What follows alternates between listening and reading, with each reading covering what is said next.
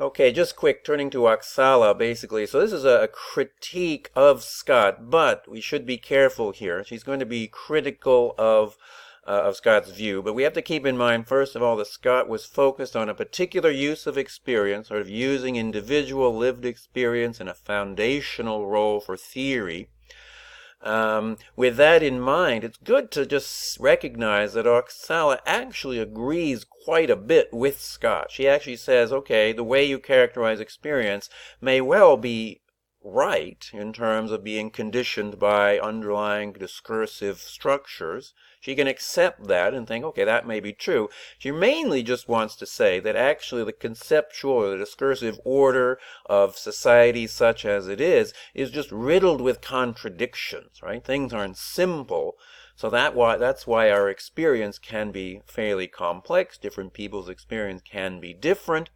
And so we can rely on it, but in a different way, right? Not as providing some sort of raw, truthful insight into how reality is or anything like that at all, actually. It doesn't play that kind of foundational role, but rather just to show us and make it very clear that the discursive order is indeed riddled with those kinds of contradictions, right? We can problematize it in that way. That's her term.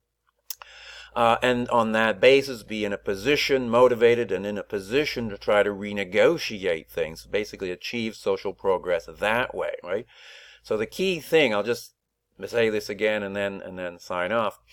The key thing is to kind of rehabilitate experience, but in a very different way than we're used to, and in a way that fits quite well with what we've been seeing about intersectionality. Because keep in mind what Naomi Zak, for example, her worry was basically if we take into account the reality of multiple oppressions, as we should, but if we think about it in experiential terms in the same sort of way that Scott is so critical of, then we would just have a kind of a general fragmentation of feminism, and that's not what anybody wants, right? In order to bring about some greater kind of inclusive unity, actually, we can just focus on experience again, not as revealing some sort of truth about the world around us, but just showing us that actually there are these kinds of problems and putting us in a position to hopefully get some social progress out of it.